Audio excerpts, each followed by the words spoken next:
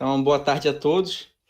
Meu nome é Lucas, eu sou pós-graduando de mestrado no programa de Engenharia de Nanotecnologia, no PENT, na COP, né?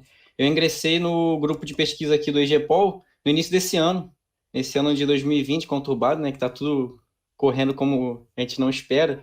E hoje eu vou fazer uma apresentação sobre células solares, que é uma paixão que eu tenho. Me anima muito poder trabalhar com isso e poder falar aqui sobre isso com vocês hoje, passar um pouco de conhecimento. E o foco vai ser dado nas células orgânicas, células solares orgânicas. Elas são baseadas em materiais orgânicos ou polímeros, né? E eu vou explicar como que a gente consegue melhorar a sua eficiência através da plasmônica, né? Que é uma área relativamente nova e tem um enorme potencial para diversas aplicações. Então, gostaria de abrir falando um pouco sobre o caso da energia solar. Então, cada ano que passa, a nossa sociedade está cada vez crescendo mais, né? Não só em número de população, como em nível de desenvolvimento tecnológico. Isso acaba por aumentar constantemente a nossa demanda por energia. E atualmente essa demanda ela é suprida principalmente por fontes de energia não renováveis, né? E sobretudo com os combustíveis fósseis. E acontece que esses recursos eles são finitos, como a gente bem sabe, então eles estão sujeitos a esgotar a qualquer momento. Isso é claro, sem contar todos os fatores climáticos envolvidos, né? Então, dessa maneira, não tem nada mais justo do que investir no desenvolvimento de fontes de energia renováveis, para a gente se tornar cada vez menos dependentes de combustíveis fósseis, e daí surge a ideia de aproveitar a energia do sol, né? Essa ideia não é nem nova, como a gente vai ver daqui para frente, é muito menos uma ideia ultrapassada. Eu digo isso porque eu acredito que a tendência daqui para frente é a gente estar cada vez mais falando sobre energia solar e aproveitando cada vez mais. Então, daí tem um dado muito impactante que eu gosto sempre de trazer, que é 1 hora da energia do Sol é capaz de suprir a demanda de energia da sociedade inteira por um ano.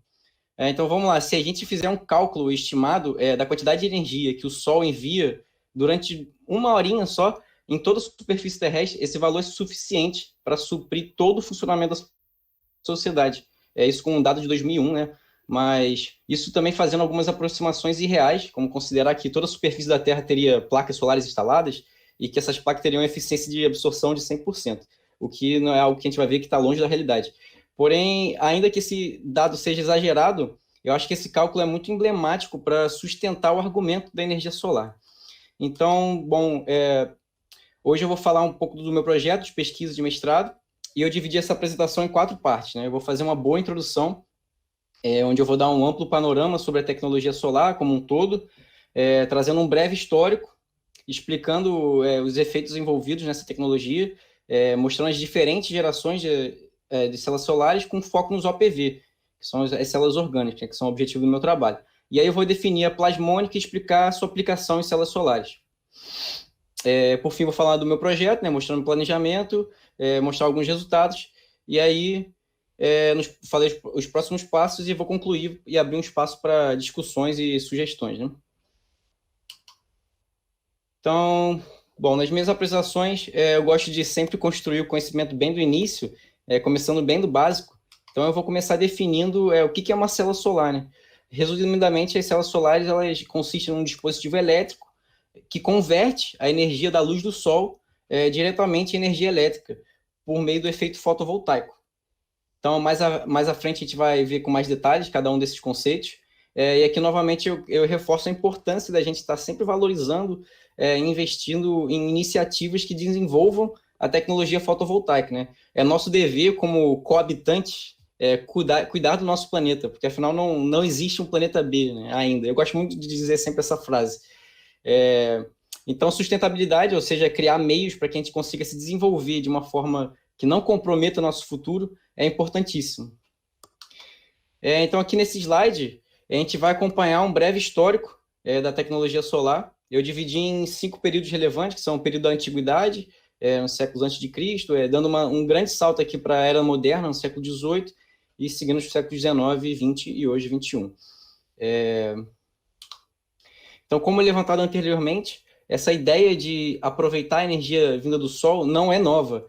Já lá na Antiguidade, por volta do século VII, sétimo antes de Cristo, os historiadores já registram que utilizavam lupas e umas lentes para conseguir focar a luz do Sol em ponto e criar fogo a partir disso. Existe até aquele experimento cruel, né, de queimar formigas com essa estratégia, um pouco questionável, né? Mas daí, nessa mesma época, a gente consegue encontrar vestígios também da utilização desses meios solares para acender tochas em rituais ou para fins religiosos. E aí, enquanto eu pesquisava para fazer essa apresentação, eu descobri que a tocha olímpica, hoje em dia, ela é acesa dessa maneira, né, com um espelho parabólico, focando ali para acender a tocha. E fora isso, é possível encontrar diversas arquiteturas antigas que levavam em consideração a posição do Sol para que se pudesse aproveitar a luz e o calor, né? E aí existe uma lenda bem interessante de que Arquimedes, que foi um conhecido e importante cientista grego, ele utilizou espelhos de bronze para refletir a luz do Sol em direção ao navio inimigo e incendiou esse navio. Essa lenda é um pouco questionável, o que levou a Marinha Grega a reproduzir esse experimento recentemente, e eles foram capazes de incendiar uma réplica de um navio a uma distância de 50 metros. Mas ainda assim, eu acho que essa história é um pouco aumentada, mas esse exemplo é bastante interessante como uma forma que o ser humano surgiu para utilizar a energia do sol. Agora, pulando para o século XVIII, numa época pós-iluminismo, né, um cientista suíço chamado Horace de Saussure, não sei dizer o nome dele, criou o primeiro coletor solar. Basicamente, ele se trata de um aparato que consegue prender o calor no interior das caixas de vidro, e ele percebeu que em locais fechados era normalmente mais quente do que o lado de fora, né? Então ele criou esse coletor para experimentar, para testar isso. Ele obteve sucesso e, inclusive, esse aparato ele foi utilizado depois em uma expedição para cozinhar alimentos. E aí a gente pode dizer que esse foi o primeiro protótipo de um aquecedor solar, né? Aquelas placas solares que a gente vê em algumas residências para aquecer a água. Eles são usados até hoje. E também derivou para algo que a gente tem hoje, que são os fogões solares, né? A gente utiliza esses espelhos parabólicos, né? É possível montar um parecido com esse da foto usando um guarda-chuva e papel alumínio, mas eu acho que não vai ser tão eficiente assim. Agora, já pulando para o século XIX, foi quando o efeito fotovoltaico foi descoberto pela primeira vez, né? O cientista francês Alexander Becquerel, ele basicamente criou um experimento que testava soluções eletrolíticas, né? Soluções ácidas, que continham eletrodos de platina dentro dele. Então, ele conseguiu observar que a voltagem desse circuito variava quando ele incidia luz nesse líquido. Então, isso indicava que essa corrente era gerada a partir da luz. Então, esse efeito ficou conhecido como efeito Becquerel, mas esse termo caiu em desuso e hoje em dia a gente chama de efeito fotovoltaico mesmo. Bom, aí nas décadas seguintes, entre vários experimentos conduzidos nessa época, né, que a ciência já estava ganhando muita força, o método científico já tinha sido desenvolvido, e um desses experimentos específicos conseguiu comprovar a fotocondutividade do elemento selênio. E aí, lá do final desse século, o primeiro módulo solar... calma aí que eu passei aqui sem querer. O primeiro módulo solar foi construído por um inventor americano, que ele revestiu uma placa de cobre com selênio, seguido de uma finíssima camada de ouro, uma folha de ouro, né? E aí ele observou uma corrente contínua e considerável quando esse dispositivo era iluminado. Então, mas, obviamente, a eficiência desse dispositivo era bem baixa e o preço era muito elevado, porque o selênio era muito caro e isso inviabilizava a sua comercialização. Agora, já finalmente, em 1905, né, o ano de ouro, Albert Einstein ele publicou um artigo descrevendo o efeito fotoelétrico, que rendeu ele até um prêmio Nobel da física 16 anos depois, né? E aqui vale pontuar que, anteriormente a Einstein, a pesquisa solar era essencialmente empírica, né? Porque faltava uma teoria científica sólida que respaldasse e pudesse descrever os fenômenos por trás dessa tecnologia. Então, agora, com a descrição detalhada dos efeitos, todo um arcabouço físico-matemático podia sustentar as futuras pesquisas e estava agora disponível para os cientistas desenvolverem e aprimorarem a tecnologia solar. Então, foi aí então que quase 50 anos depois toda a turbulência que o mundo viveu naquela época, das guerras, né, um laboratório americano chamado Bell Labs desenvolveu a primeira célula solar prática.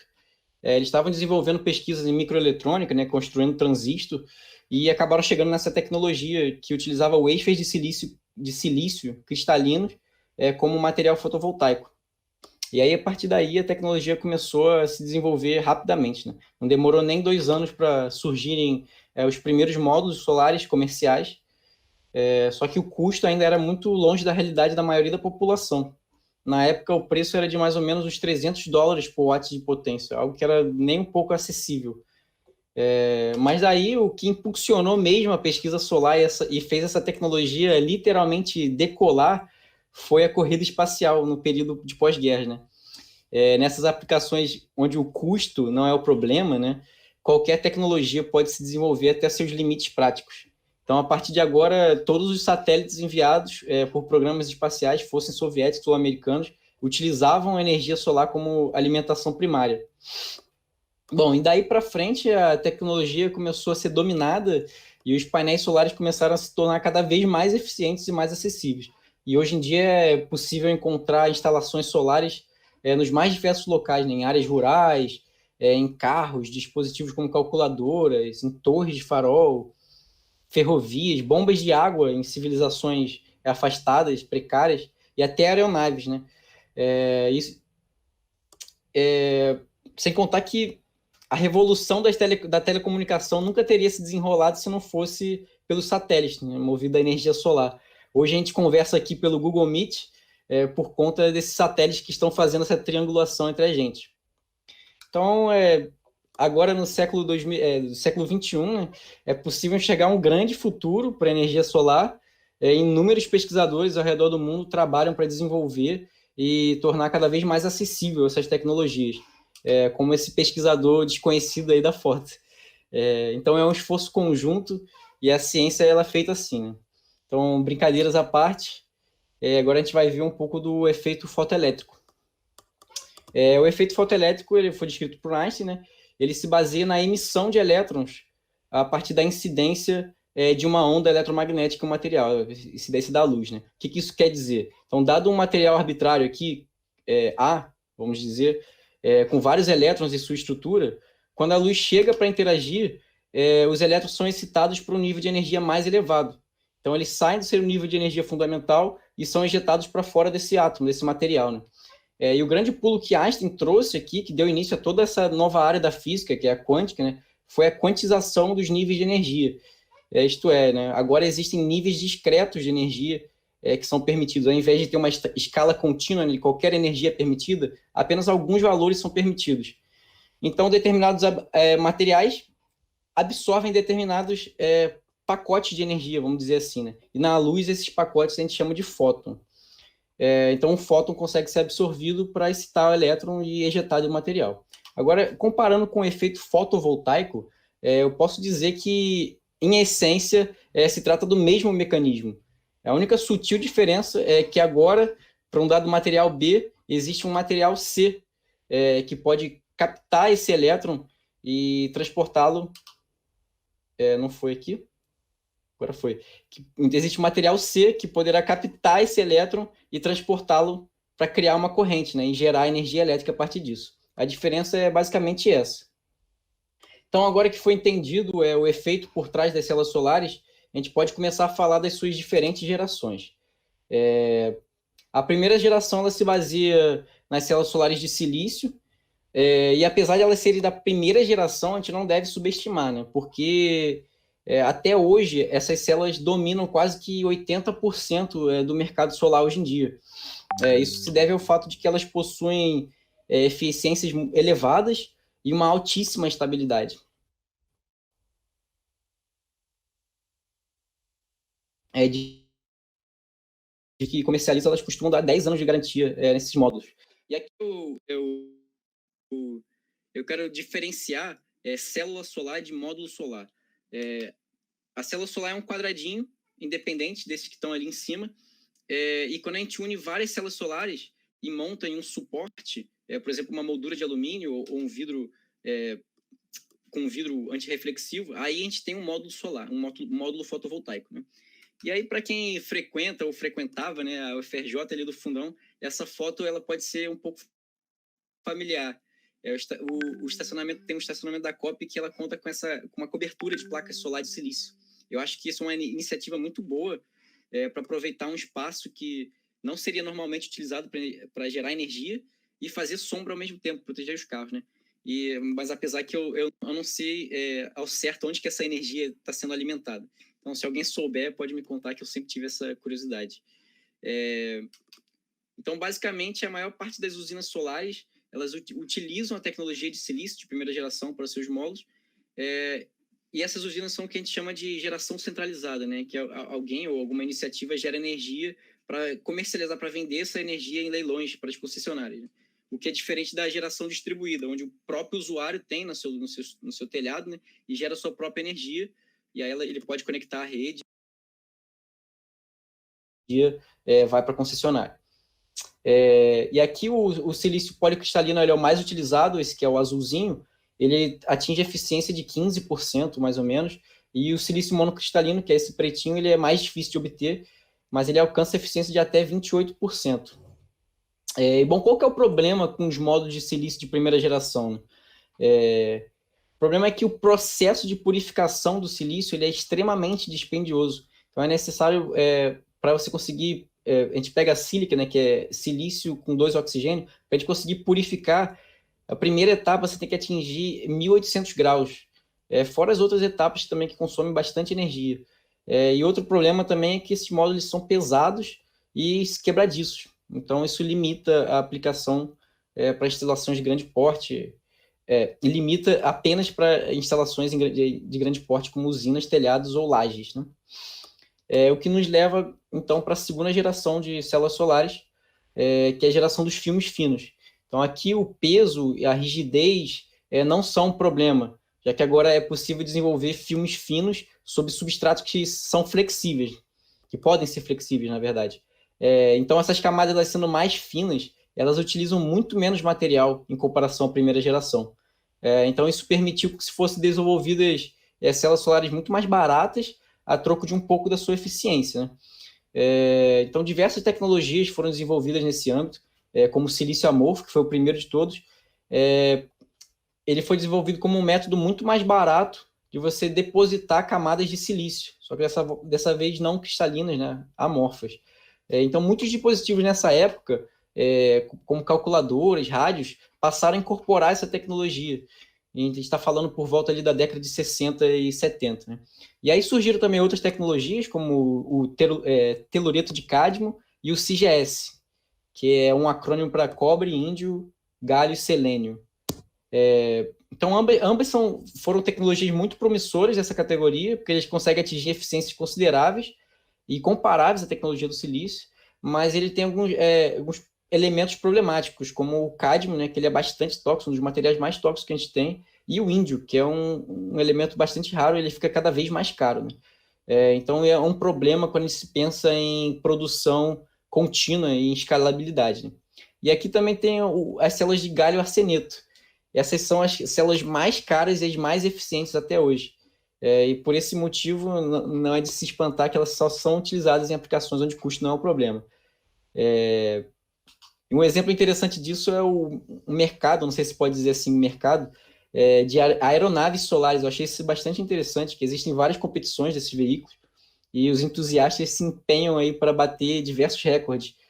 Como esse exemplo que eu trouxe é um veículo australiano chamado Aurora, que bateu vários recordes, como maior jornada de veículo solar e a maior altitude atingida por veículo solar. Inclusive, essa altitude é maior do que aviões convencionais. Bom, e naturalmente outro exemplo de aplicação dessas células é o lançamento de satélites e missões espaciais. O problema dessa geração de células solares é justamente, como eu falei, a utilização desses elementos raros e elementos tóxicos. Então, existe uma dificuldade de ampliar o emprego dessas tecnologias, por ser difícil de produzi-las em massa. Então, daí surgem, nos anos 2000, a terceira geração de células solares. Então, essa geração engloba diferentes tecnologias, como as de corante sensível, que utilizam como material ativo substâncias de corante, normalmente são moléculas orgânicas que contêm um metal, como o rutênio, e as células orgânicas, que é o foco desse trabalho, eu falarei mais detalhes em breve. Tem as perovskitas também, que é o material cerâmico, que consegue atingir altas eficiências, mas ele tem um problema de estabilidade, né? E as células de quantum dot, que são bastante interessantes também, tem um pouco a ver com o que eu estou trabalhando. Para quem não conhece, os quantum dots, eles são nanopartículas, podemos dizer assim, de semicondutores com tamanhos muito pequenos, cerca de 1 a 10 nanômetros. E eles possuem propriedades ópticas bem proeminentes. A gente consegue ver vários frasquinhos de quantum dots, de tamanhos de 1, 2, 3, 4, 5. Cada um tem uma cor muito forte, é muito legal de ver. Então, e nessas células de quanto DOT, eles são utilizados como material ativo, que vai absorver a luz, né? Então, agora falando especificamente dessas células orgânicas, que a partir de agora eu vou chamar de OPV, elas têm a vantagem de serem leves, flexíveis, com baixíssimo custo envolvido, e elas podem ser processadas continuamente. O ponto-chave aqui é justamente o processamento por métodos em solução. O que lhes falta é, na verdade, a eficiência, que é um pouco baixa em comparação às outras tecnologias, mas várias estratégias conseguem elevar essa eficiência a um nível satisfatório. Elas chegaram até 11% de eficiência. E a estabilidade baixa, que é o maior problema dessas células, né? Enquanto as de silício duram 25 anos, essas raramente chegam a 2, 3 anos. Então, como exemplo de dispositivo dessa geração, eu gosto sempre de trazer essa empresa, a Sanil. Provavelmente eles nem me conhecem, nem imaginam que eu falo tanto deles, mas eu gosto muito desse case, porque ela é uma empresa brasileira e ela é pioneira na tecnologia de OPV. Além disso, ela é líder mundial na fabricação desse filme. Eles têm uma capacidade de produzir 600 mil metros quadrados por ano dessas células. Então, como exemplo aqui da Sanil, eu trouxe aqui isso que eles chamam de OP-Tree, esse produto deles. É um mobiliário urbano que se assemelha a uma árvore, em que suas folhas são feitas de OPV. Se eu não me engano, tem uma dessas aqui no Rio, lá no Museu do Amanhã, perto do Museu do Amanhã, né? E é interessante porque é possível você decorar, né, dar um charme ali para o ambiente urbano e, ao mesmo tempo, fornece um espaço para sentar e carregar o celular, né, que é muito importante hoje em dia. Em outro exemplo que eu trouxe é a fachada de um shopping, se eu não me engano é em Salvador. Ele utiliza esses filmes de OPV. Foi o primeiro shopping a fazer essa aplicação e é muito interessante porque é um filme semi-transparente, então, ao mesmo tempo que ele está gerando energia, ele fornece um conforto térmico e não perde a iluminação natural do ambiente. Isso é bem legal. E um último exemplo é essa parceria que a Sanil fez, ou está fazendo, eu não tenho certeza, para produzir esse carro com o Fiat Argo, com a aplicação de OPV em seu teto. Bom, é algo bem interessante de se fazer e eu acredito que daqui para frente a gente vai começar a ver muito mais isso, né? Carros com células solares. Bom, agora que eu dei um panorama geral da tecnologia solar, como que a gente pode aprimorar essas células solares, né? Esse gráfico aqui que ele ilustra 3 pontos principais quanto à competitividade dessas tecnologias. O primeiro ponto é a eficiência. A gente quer que a célula seja o mais eficiente possível para converter mais luz em energia elétrica. E o segundo é a estabilidade, que de nada adianta a gente ter a célula solar mais eficiente se ela não for estável por um bom tempo. E por fim tem o processamento, né, que é quando a gente pensa em escalabilidade, em tornar uma tecnologia solar acessível, a capacidade de fácil processamento é uma peça-chave, né, para alcançar essa difusão, difundir essa tecnologia. Então, portanto, o que a gente quer aqui é uma convergência desses 3 pontos, né?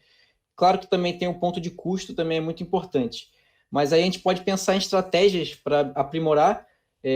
A primeira que eu digo é a síntese de novos materiais, né? É uma estratégia bastante versátil, você consegue melhorar tanto a eficiência, quanto a estabilidade, quanto o processamento dessas células a partir da síntese de novos materiais, né? Propor novas arquiteturas para o dispositivo, que eu vou explicar no próximo slide o que é isso, também é uma forma de melhorar a eficiência das células solares. E aí, falando de estabilidade, também tem um encapsulamento. Nos lembra o encapsulamento de fármacos, né? Mas é um pouco diferente, que na verdade ele se trata da utilização de membranas seletivas para bloquear a passagem de oxigênio e umidade do ar, para ele não penetrar na célula solar. Então, isso protege de eventuais degradações que podem ocorrer com os materiais. É como se a gente estivesse envelopando o dispositivo para que ele permaneça estável por mais tempo. E a plasmônica, que é como está sendo tratada nesse trabalho, como uma plataforma para melhorar a eficiência dos OPVs, né? E agora, então, falando dos fotovoltaicos orgânicos, né, os OPVs propriamente ditos, eles consistem em uma arquitetura de multicamadas, em que cada camada ela desempenha um papel fundamental na geração dessa fotocorrente. Essa estrutura de camada a gente pode dizer que ela é comum em todas as tecnologias solares. Claro que os materiais não são os mesmos, a organização não é a mesma, mas entre essas tecnologias solares, os fenômenos envolvidos são sempre esses fenômenos de interface. E é por isso que eles são dispositivos tão sensíveis também. E aí, na estrutura aqui do APV, como está na tela, a gente tem uma camada ativa central, que é responsável por absorver a luz e gerar um par elétron-buraco. Então, vou fazer uma pausa que aqui é importante pontuar que esses espaços vazios que os elétrons deixam quando eles são excitados, eles são importantes na quântica, eles são tratados como uma partícula de carga positiva. Enquanto o elétron é uma partícula de carga negativa, esses espaços vazios são uma partícula de carga positiva. Eles também contribuem para a geração da fotocorrente e são considerados portadores de carga. E eles têm um nome também, a gente chama eles de buraco. E aí na extremidade, voltando aqui, nas extremidades dessa arquitetura tem os eletrodos, que eles realizam a coleta dessas cargas, e entre os eletrodos e a camada ativa são utilizadas as camadas auxiliares, que auxiliam no transporte dessas cargas no interior do dispositivo. Sendo então uma camada transportadora de elétrons e uma camada transportadora de buracos. E aqui na direita está ilustrado um diagrama de energia desses materiais. Eu tomei cuidado de colocar a mesma cor para a gente conseguir associar. Então, a camada ativa ela é composta de dois materiais ali, que é o vermelho e o azul. É um material que é um doador de elétron e um material que é um aceitador de elétron. E aí uma boa analogia que eu uso para explicar a função desses materiais, dessas camadas, é que elas agem como se fossem degraus eletrônicos para fornecer um caminho preferencial, né? Um caminho de percolação para que os elétrons e os buracos possam fluir entre as camadas e ser coletados nos eletrodos. E, bom, esse par elétron-buraco que eu defini agora, eles têm um nome também, eles são chamados de exciton. Tá? E aqui nesse slide, eu vou rodar uma animação para explicar como que é esse mecanismo de geração e transporte de carga dentro dos OPVs, né? Então, normalmente, como eu falei, a gente considera aqui dois materiais na camada ativa, um doador de elétrons e um aceitador de elétrons. Em breve eu vou falar um pouco mais desses materiais, mas por hora a gente pode associar aqui os orbitais moleculares desses materiais à teoria de bandas. Rigorosamente não é a mesma coisa, a gente não poderia estar fazendo essa associação com rigor científico, mas aqui para fins didáticos a gente pode entender essa camada HOMO, que é o mais alto orbital molecular ocupado, como sendo a banda de valência, e o LUMO, que é o mais baixo orbital molecular não ocupado, como sendo a banda de condução. E aí eu vou rodar a animação aqui, caso precise repetir, vocês podem me pedir. E aí eu vou tentar fazer uma explicação enquanto corre a animação. Então, a luz ela incide no material doador, então excita um elétron formando um exciton. Esse exciton ainda está ligado. E aí ele difunde até que ele encontra a interface com o material aceitador. Aí aqui ele vai poder ser dissociado e transformado em dois portadores de carga livres. E aí em seguida esses portadores são transportados até que eles possam ser coletados para contribuir com a fotocorrente. Então esse é o mecanismo por trás dos OPVs. Entretanto, tem uma problemática envolvida aqui, que esses excitons, eles possuem um tempo de meia-vida muito curto, na ordem de nanosegundos. Então, dessa maneira, eles difundem apenas pequenas distâncias, de cerca de 5 a 20 nanômetros. E aí, caso eles não alcancem essa interface entre o doador e o aceitador, ele provavelmente irá se recombinar, né? O elétron vai voltar para o espaço vazio e vai retornar ao estado fundamental. Isso é entendido como uma perda para a célula solar, né? Essa recombinação é o maior fator responsável pela baixa eficiência dos OPVs, que acontece muito esses eventos de recombinação. E a ideia aqui, então, é a gente tentar mitigar ao máximo, reduzir ao máximo esses eventos. Beleza? Então, agora, falando um pouco dos materiais, o material aceitador aceitador de elétrons, ele normalmente é uma molécula baseada em um fulereno, e para quem não conhece, o fulereno é um hidrocarboneto, né? Ele é carbono com hidrogênio, em formato de uma bola de futebol, como esses três primeiros que estão aparecendo aí. Então, por conta dessas inúmeras duplas ligações na sua estrutura, esse material tem uma alta afinidade com elétrons, então eles conseguem realizar essa captação dos elétrons. E aí, assim, pode ser usado o fullereno propriamente dito, mas ele tem a solubilidade muito baixa na maioria dos solventes. Então, desenvolveram moléculas baseadas no fullereno, como esse PC60BM e o PC70BN, que eles têm a solubilidade que também não é tão boa, mas pelo menos eles conseguem ser processados em solução.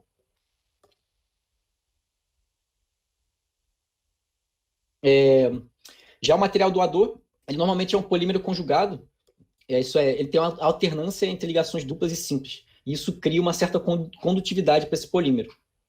E aí, inicialmente, se utilizou derivados do PPV, que é o polifenileno-vinileno, mas hoje em dia o material mais utilizado é esse P3HT, que é um tiofeno, né?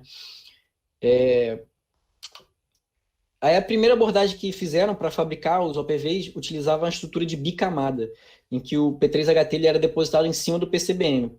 Só que aí, sem se recordar do último slide, da problemática que eu trouxe, do movimento dos extons, a gente pode inferir que essa não é uma estratégia muito eficiente, porque apenas os extons criados próximos à interface conseguiriam ser separados e contribuir para a corrente, né? Então, dessa maneira, logo descobriram que misturando essas ambas moléculas em solução, ao depositá-las para formar uma camada, ela forma essa estrutura interpenetrante, essa estrutura bicontínua. Então, isso maximiza a interface do doador com o aceitador. Isso aumenta consideravelmente a eficiência nesses dispositivos. Então, essa dita nanomorfologia, ela é fundamental para garantir uma boa performance do dispositivo.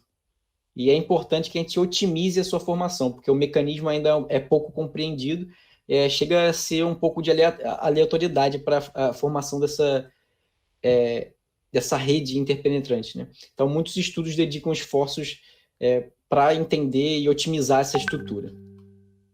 Então, bom, agora pegando isso aqui, a gente consegue chegar ao nosso benchmark, né? Que é o conjunto de materiais que é referência na literatura. Então, a maioria dos trabalhos que a gente vai ver sobre a PV, ele utiliza esses materiais e essa arquitetura, ou eles propõem substitutos para esses materiais.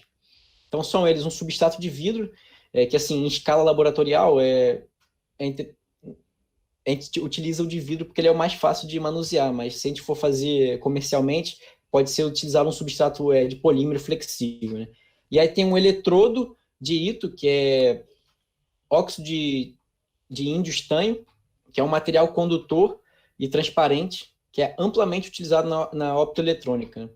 E aí, em seguida, tem o PEDOT PSS, que o nome dele completo está escrito aí embaixo. Ele é um polímero semicondutor que ajuda no transporte de buracos na estrutura, né? Aí tem o P3HT e o PCBM, que é a nossa camada ativa.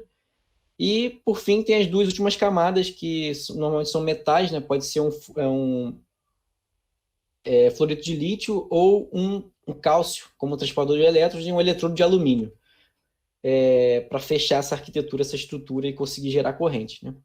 E aí existem problemas inerentes com cada um desses materiais e, como eu falei, substitutos estão sempre sendo propostos na literatura, como mostra essa tabela ao lado. A gente poderia ir falando cada um de problema, mas esse não é o escopo do meu projeto. Eu mostrei essa tabela só para a gente ver que tem substitutos para tal. Mas como o título do meu trabalho mostra, o que eu estou utilizando é a plasmônica como plataforma de melhoria dos OPVs.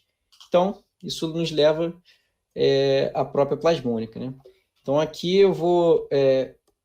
bom, para falar de plasmônica, seria possível a gente perder horas discutindo sobre diversos aspectos dessa área, mas eu vou me ater a definir sobre o que se trata de uma forma que fique compreensível para todos e explicar como esse fenômeno pode ser utilizado para aprimorar as células solares, né? Então, a plasmônica ela foi descoberta lá para uns 60 anos atrás, só que só agora que ela está começando a encontrar algumas aplicações práticas. Bom, talvez você já tenha escutado que quando a gente vai de um material bulk a um material nano, novas propriedades podem surgir, certo? Quem já estudou nanotecnologia de alguma forma já ouviu falar isso.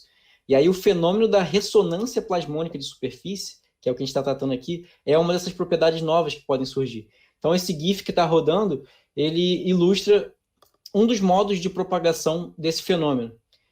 Existem outras formas que esse fenômeno pode se manifestar e poderia ser ilustrado, mas eu acho que essa, que é o LSPR, que é a ressonância localizada, é a mais fácil de visualizar, né? Então, o que está acontecendo aqui? Em geral, basicamente, o que acontece é a absorção de uma fração da luz por essa nanopartícula metálica, e essa absorção ela provoca uma oscilação coletiva dos elétrons livres desse metal na interface com o meio dielétrico. Bom, parece complicado e talvez seja realmente complicado, mas acho que essa ilustração eu espero que fique mais fácil de compreender. Então, basicamente, repetindo, a nuvem eletrônica dessa nanopartícula metálica, ela é capaz de entrar em ressonância com a frequência da luz.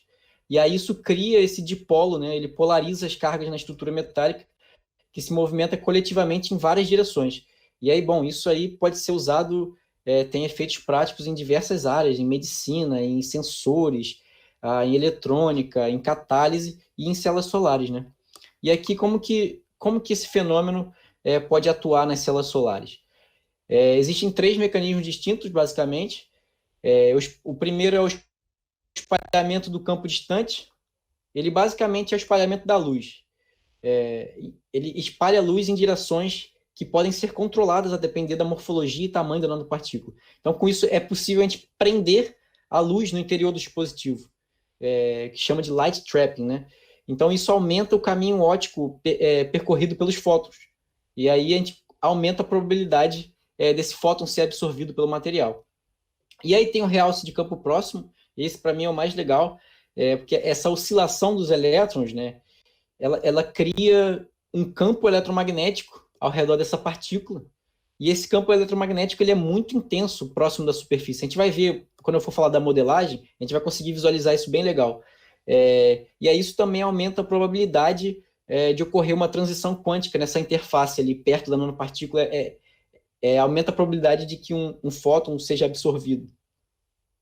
E aí o terceiro mecanismo, na verdade, não é um só, sim, são mecanismos de transferência de energia, e aqui a absorção plasmônica, ela gera portadores de carga livres nas nanoestruturas, e eles podem ser injetados diretamente ou transferidos para um material que esteja próximo. Então, esse mecanismo, ele, de longe, é o mais complicado de se explicar ou entender, mas ele é basicamente um mecanismo que transfere diretamente a energia desses plasmons para contribuir com a geração da fotocorrente. Beleza?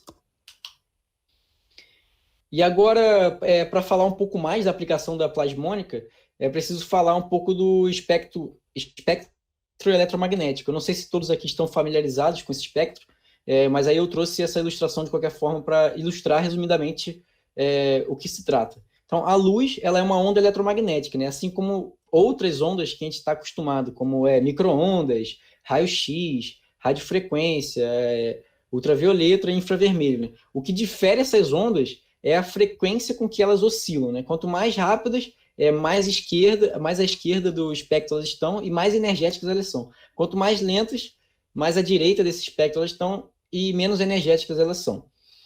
O que acontece é que os nossos olhos, a nossa retina, ela só é capaz de interagir, né, de sentir com uma pequena fração de todo esse espectro. E essa é a dita luz visível, né? Ela comprime entre 400 a 700 nanômetros e ela é responsável pelas cores que enxergamos. É assim como o arco-íris, né, que é basicamente a refração da luz em todos esses comprimentos de onda diferentes. Então, agora aqui embaixo a gente vê um gráfico da irradiância espectral do Sol. Na verdade, é o que é quais comprimentos de onda ou frequência. Na verdade, comprimento de onda e frequência eles são proporcionais, então a gente pode falar assim. Qual comprimento de onda está presente na luz do Sol? Então, é possível notar vários pontos interessantes aqui nesse gráfico. O primeiro é que são duas curvas.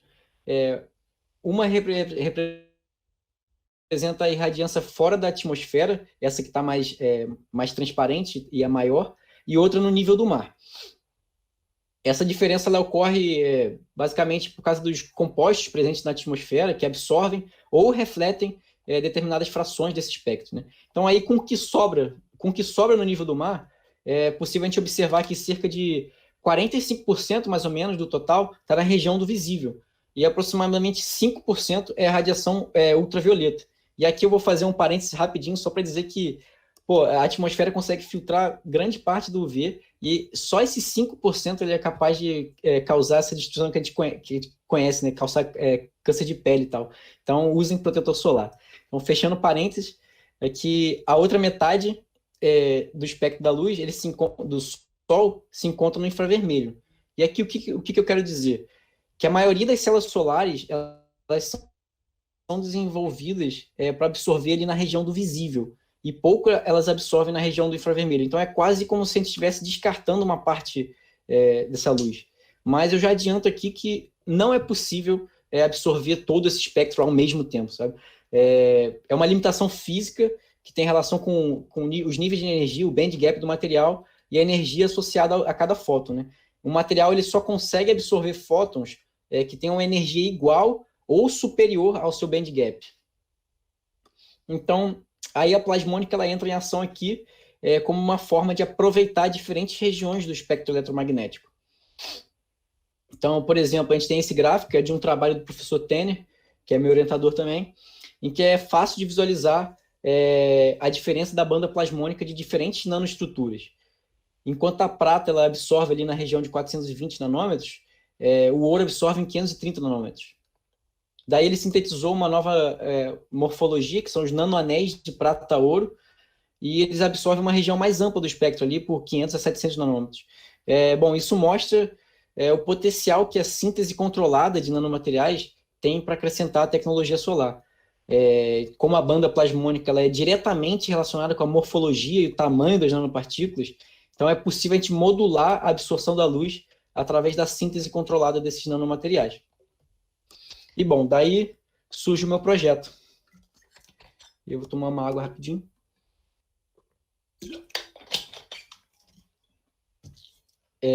Eu acabei apelidando o projeto de Plasma Project sem querer e acabou ficando.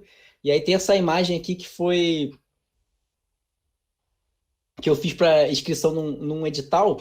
Acabou que a gente não ganhou o edital, mas aí ficou esse gráfico para utilizar, né? Ele basicamente resume o projeto, que é tudo que eu falei até agora, né? A gente vai ter fotovoltaicos orgânicos e vai inserir nanoestruturas metálicas em diferentes locais e ver como que isso influencia na eficiência da célula, né? E tentar elucidar esse mecanismo por trás. Então, o planejamento do meu projeto, basicamente, eu desenhei para fazer 9 dispositivos, sendo um dispositivo de referência e 8 dispositivos plasmônicos, né?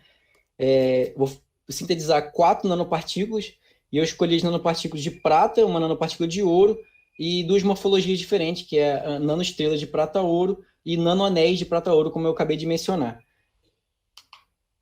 E aí, para lembrar aqui como é que é a estrutura da célula, o que eu pretendo fazer é utilizar essas nanopartículas em 2 camadas diferentes, né? Na camada ativa e na camada transportadora de buracos. Por que eu escolhi isso? A camada do PEDOT, ela é uma solução aquosa quando a gente vai fazer.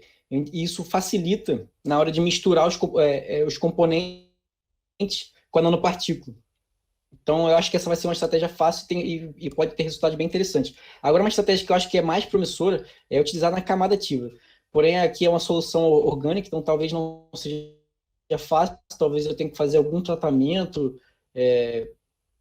e ter um carinho maior para trabalhar com isso. Mas eu acho que vai trazer resultados muito interessantes, porque aqui vai entrar em ação aquele realce do campo próximo, né? Que o campo eletromagnético das nanopartículas vai melhorar a absorção dos materiais ativos. Então, até agora foram sintetizadas 2 nanopartículas apenas, de 4, e nenhum dispositivo, mas isso eu pretendo começar logo. E aí, como resultados, a primeira coisa que eu trago é essa foto que eu tirei lá no InGPOL, que tem as nanopartículas de prata ali na esquerda, que tem essa coloração mais amarelada, né, um laranja, e na verdade ela está um pouco escura porque essa síntese ela tem um rendimento muito alto e aí está bem concentrada essa suspensão. Então ela fica um pouco mais escura, mas a cor dessa nanopartícula é amarela. E na direita tem as nanopartículas de ouro, que faz essa paleta de cores muito bonita, né, do rosa ao roxo, que eu achei incrível. Então, falando das sínteses das nanopartículas, são sínteses relativamente simples. Basicamente, a de prata são 3 ingredientes: etileno glicol como solvente e como agente redutor, o nitrato de prata como precursor da prata e polivinilpirrolidona, o PVP, como agente estabilizante. E aí na direita vocês podem ver como que é a síntese, como é que funciona, e na esquerda algumas fotos do final, né? O que é interessante aqui é que sempre que você trabalha com prata, ela acaba se depositando no fundo do balão e ela forma esse espelho, né? O espelho de prata, e é muito, muito legal isso. E aqui no meio a gente tem uma espectroscopia. Eu acabei esquecendo de colocar a legenda dos eixos, me peço desculpas. Embaixo é o comprimento de onda e para cima a intensidade, né? E aqui é só para mostrar que a banda plasmônica dessas nanopartículas elas estão condizentes com a literatura, e são duas curvas porque uma está em água e a outra está em etileno glicol. Eu queria avaliar se tinha alguma diferença, e tem realmente um leve deslocamento para a esquerda, e isso está de acordo com a literatura também. Então, o pico tá aí bem, bem limpo, então isso indica que as nanopartículas foram bem feitas. E aí tem as nanopartículas de ouro, que também é uma síntese até ainda mais simples do que essa, que utiliza o ácido cloroáurico como precursor do ouro, o citrato de sódio como um agente redutor e como agente estabilizante, e água, né? Ela é mais simples porque justamente ela utiliza água, é muito mais fácil trabalhar com água. E aqui no meio tem a espectroscopia de UV visível dessas nanopartículas. E o que eu quero pontuar aqui é uma coisa que aconteceu, já mostra essa foto aqui, que lá no início do ano, lá em março, primeira semana de março, eu sintetizei essas nanopartículas de ouro, e aí veio toda a pandemia, correu tudo, né? E elas acabaram ficando guardadas, né, no armário, e aí eu cheguei para analisar elas agora, depois de quase 6 meses. E aí o que aconteceu foi que apareceu um ombro, né, na curva, né? Esse ombro que está aqui nesse cantinho, ele não era para ter aparecido. E aí, discutindo com o professor, a gente acha que pode ser várias coisas, né? Pode ser que tenha aglomerado, ou pode ser que durante a síntese tenha sintetizado nanofios junto com nanopartículas. Só que a gente não quer perder muito tempo tentando desvendar o que aconteceu, então ele me sugeriu já fazer uma outra síntese, e aí eu fiz essa outra síntese recentemente, algumas semanas atrás, e eu já analisei, eu acabei esquecendo também de colocar o gráfico na apresentação, eu analisei e o pico está certinho, está limpo, assim como o pico da prata, né? E aí nessa foto de baixo a gente consegue visualizar, né? Na verdade, ver visualmente a diferença.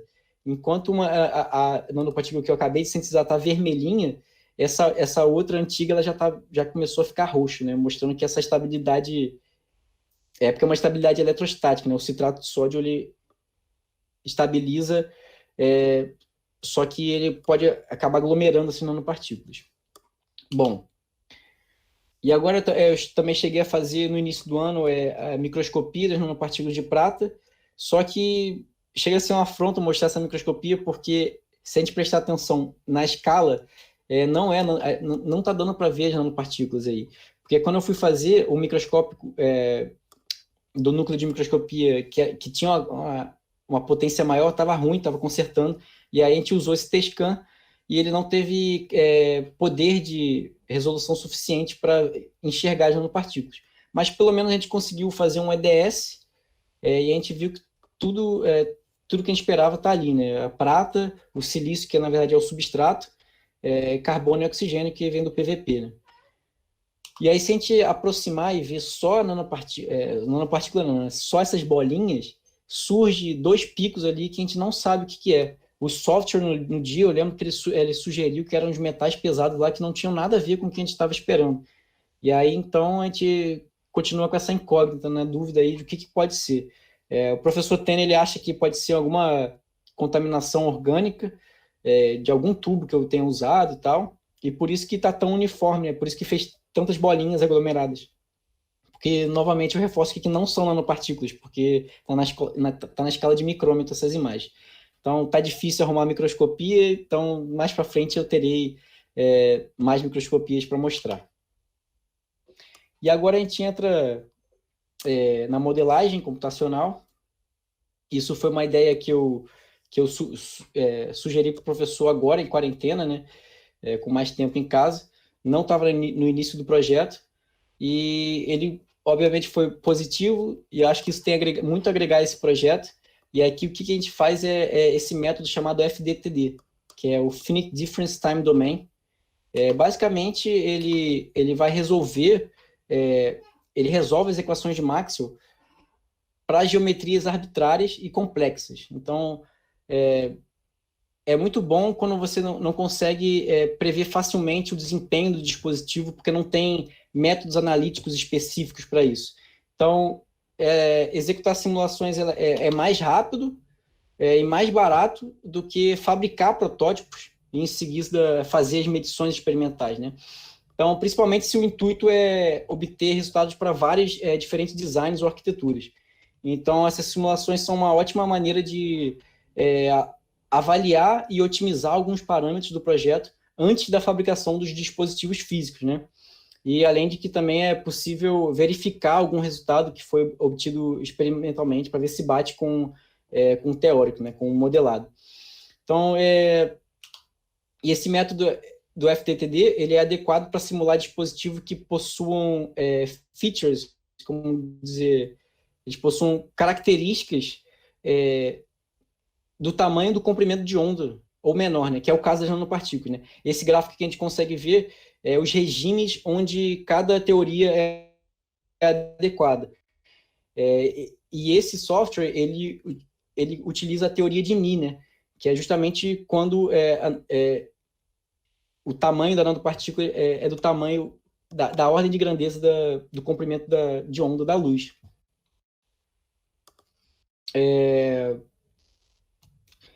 Que nesse caso, o que a gente está acostumado, a ótica geométrica, né, a lei de Snell, ela falha em descrever o comportamento eletromagnético.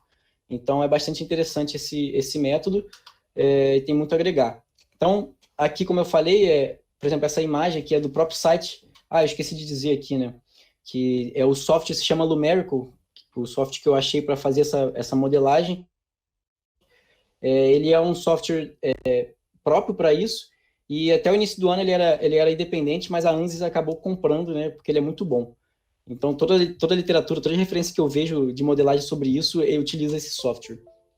E aí, no próprio site deles, tem essa imagem mostrando justamente uma nanopartícula e esse efeito do realce do campo eletromagnético em volta dela.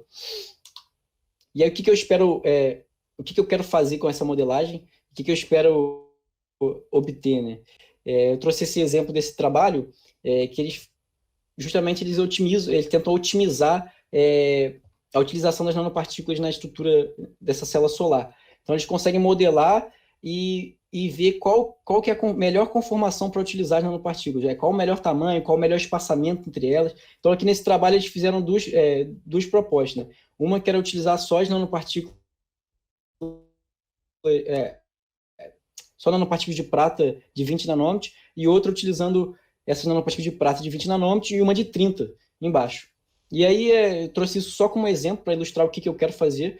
Bom, eu me esforcei para caramba para tentar trazer algum resultado de modelagem para cá hoje, só que aí, como a gente sabe, eu peço inimiga da perfeição, eu não consegui rodar nenhuma simulação que ficasse legal.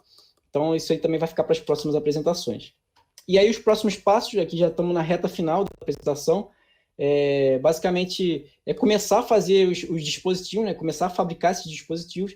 E isso é feito, bom, existem várias técnicas de deposição de camadas que podem ser usadas, mas assim, em escala laboratorial, para a gente avaliar, o spin coat é o mais adequado para essa situação, né? Então ele basicamente é um equipamento de bancada, um quadradinho pequenininho, como aí ilustra esse slide, e ele basicamente você pinga uma solução de material e ele vai girar a uma rotação em tempo controlado e vai fazer uma camada uniforme com espessura controlada desse material. Então, as duas primeiras camadas elas vão ser feitas por spin coating, né?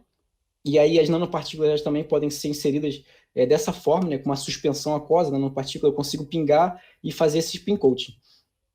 E aí as últimas duas camadas, né? Elas são feitas também é possível fazer por spin coating, métodos de solução, só que aquele benchmark que eu mostrei é feito com deposição física, né?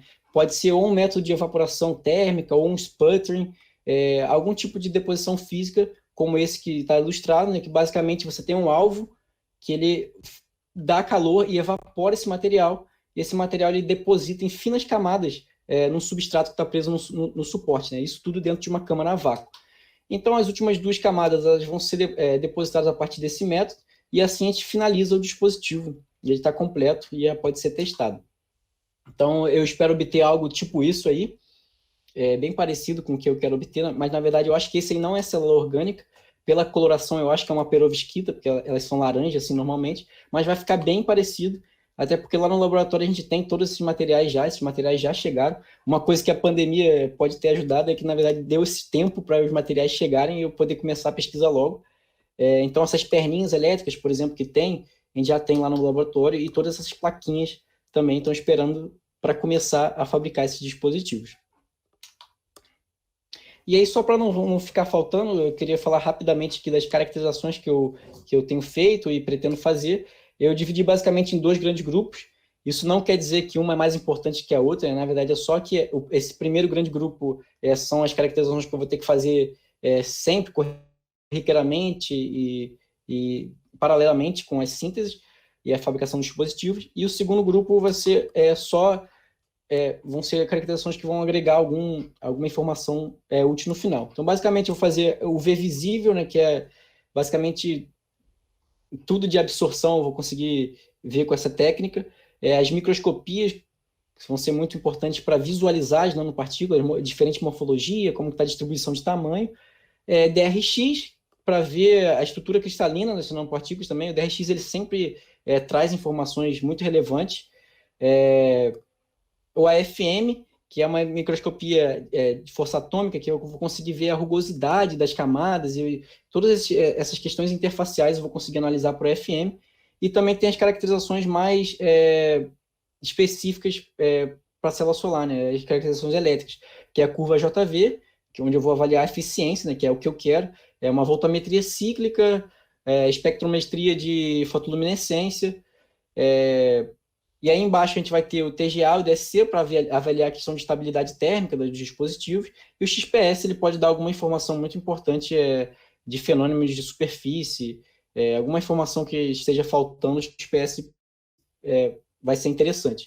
E também, como eu falei, algumas caracterizações específicas de célula solar, como esse fotocelive e espectroscopia de absorção transiente. E agora, por fim, aqui o último slide, só para não ficar faltando mesmo, que o que eu quero é avaliar a eficiência dos dispositivos, né? Então, como é que a gente avalia a eficiência dele, né? Como é que eu vou conseguir ver se as nanopartículas estão melhorando ou não? Então, basicamente, a gente faz uma curva JV, que é uma curva de densidade de corrente por voltagem, e basicamente você consegue fazer isso ligando a célula solar em 2 multímetros com uma resistência variável, e aí você varia essa resistência e anota os pontos de corrente e voltagem para cada ponto, né? E aí tem 3 pontos importantes aqui, que é o VOC, que é a voltagem de circuito aberto, onde a corrente é zero, o JSC, que é a corrente de curto-circuito, que é onde a voltagem é zero, mas esses dois são 2 pontos que são teóricos. Quando a célula está funcionando, ela não está funcionando nesses pontos, né?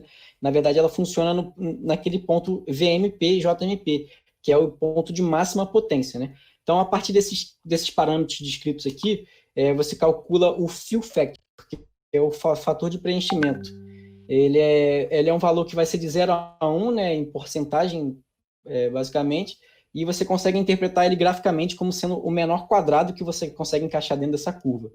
E aí, com esses valores em mão, você consegue calcular a eficiência, né? A eficiência é o PCE, que é o Power Conversion Efficiency, basicamente multiplicando esses 3 valores. Basicamente, eficiente a gente vê como potência entregue sobre potência recebida, né? Então, a potência entrega é calculada por esses parâmetros, e a potência recebida é a potência dos fótons incidentes.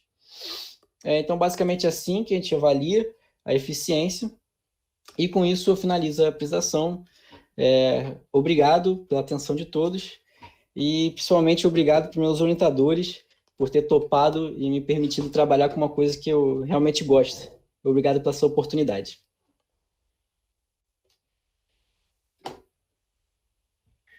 Ei, Lucas, obrigada pela sua apresentação, que eu nem posso chamar de apresentação, né? Eu posso chamar de uma aula. Se você tem alguma perspectiva na vida de querer ser professor, parabéns, você já está preparado.